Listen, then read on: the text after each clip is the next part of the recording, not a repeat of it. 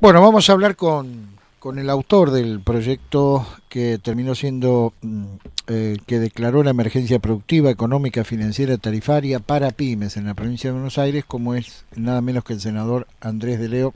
¿Qué tal, de Leo? Gusto en escucharlo. ¿Cómo está usted? Muy bien, muchas gracias por llamar. Bueno, ¿cómo interpretar esto desde el mundo pyme? Un sector que está tan castigado y que está ávido de buenas noticias. Bueno, es alentador que en el día de ayer un proyecto de nuestra autoría, acompañado con el senador Walter Lanaro y la senadora Flavia del Monte, haya sido acompañado por toda la Cámara de Senadores por unanimidad, incluyendo el oficialismo.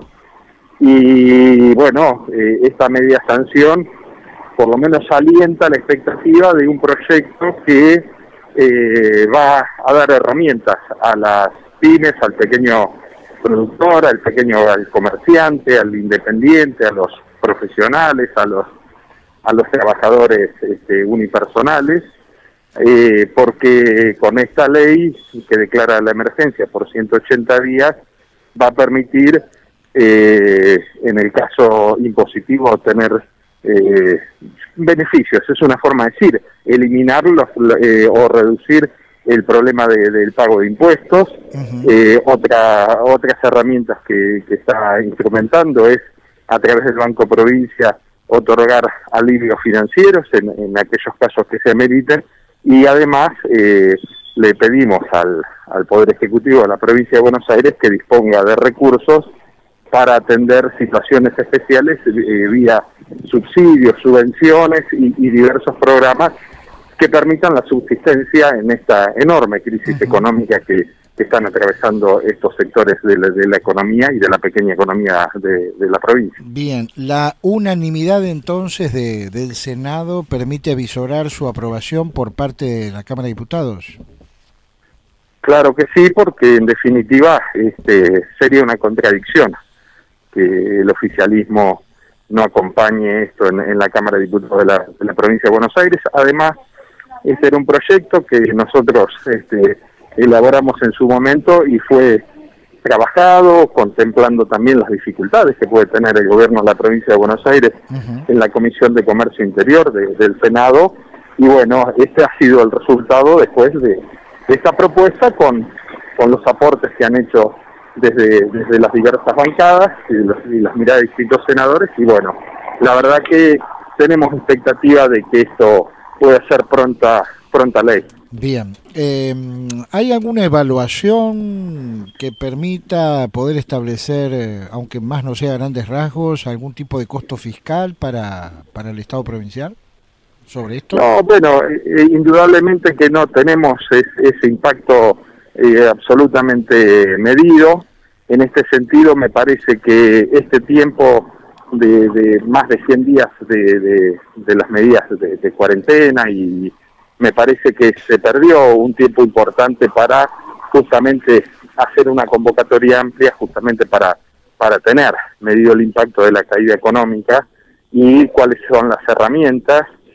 Indudablemente esto no ha tenido la previsión debida, pero bueno, me parece que es hora y es momento justamente de empezar con esto, porque indudablemente que las expectativas que tenían algunos sectores iniciales, no es mi caso porque yo entendía que la parte más dura de la pandemia iba a venir en el invierno, es que ya a esta altura íbamos a estar en una etapa de flexibilización de actividades. Esta situación no ha ocurrido, la flexibilización sí ha ocurrido, es una flexibilización de hecho, porque es muy difícil sostener el confinamiento de la gente durante tanto tiempo, pero estamos tal vez, en el peor de los escenarios. Tenemos una flexibilización de hecho de la cuarentena, con todos los riesgos sanitarios que esto conlleva, pero no hemos tenido una salida ordenada desde el punto de vista de cómo estructurar la economía en términos económicos.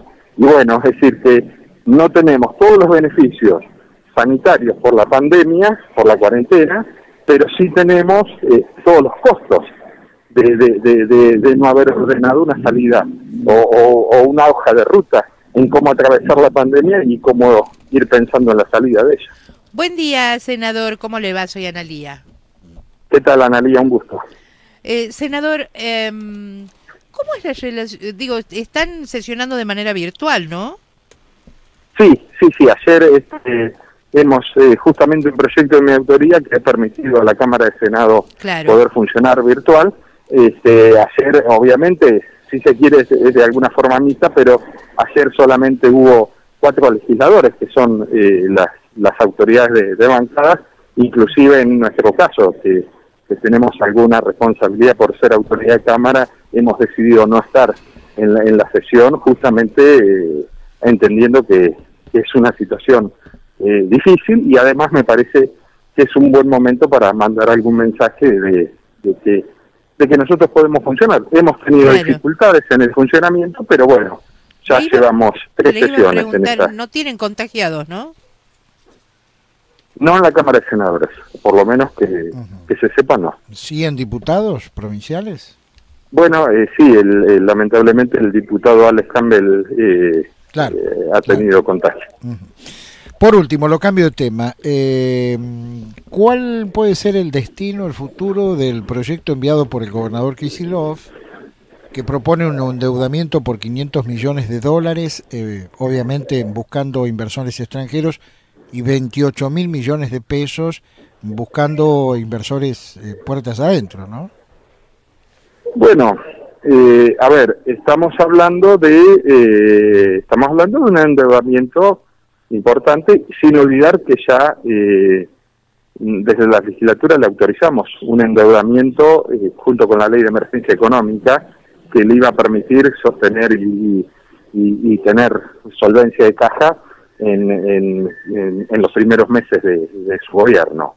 En este caso, obviamente, todos sabemos que hay necesidades financieras del gobierno provincial, que hay necesidades financieras de los gobiernos locales, de los municipios, pero hay detalles que obviamente merecen ser contemplados y analizados y evaluados a la hora de ver si se autoriza. Bueno, en primer lugar, tenemos que ver que ese pedido de autorización todavía carece de alguna especificidad respecto de los destinos, con lo cual esto le da muchas atribuciones al Ejecutivo, situaciones que en endeudamientos anteriores estaban mucho más aclarados. Y en segundo lugar, hay 2 temas que para nosotros son fundamentales. En principio, es que no se ha sancionado, no se ha votado ley de presupuesto, con lo cual el Ejecutivo ha tenido autorización vía materia impositiva de aumento de impuestos, un endeudamiento parcial, y ahora iría por el resto del endeudamiento sin decirle ni a la legislatura, pero fundamentalmente a los bonaerenses en que se va a gastar el dinero. Esto es una situación atípica, más allá de la situación extraordinaria, pero mínimamente una habilitación de los recursos implicaría por lo menos una explicación de dónde se piensa gastar. Y en segundo lugar, no olvidar que estamos en un proceso de renegociación de la deuda con 4 postergaciones de 4 prórrogas de la negociación de la deuda, con lo cual me parece también que es importante saber en qué situación se está a la hora de ver si corresponde o no otorgar esa autorización para endeudar. Brevemente, más que nada le pido una reflexión de su parte. ¿Cómo se pueden trazar políticas a futuro, a corto, mediano plazo, sin un presupuesto?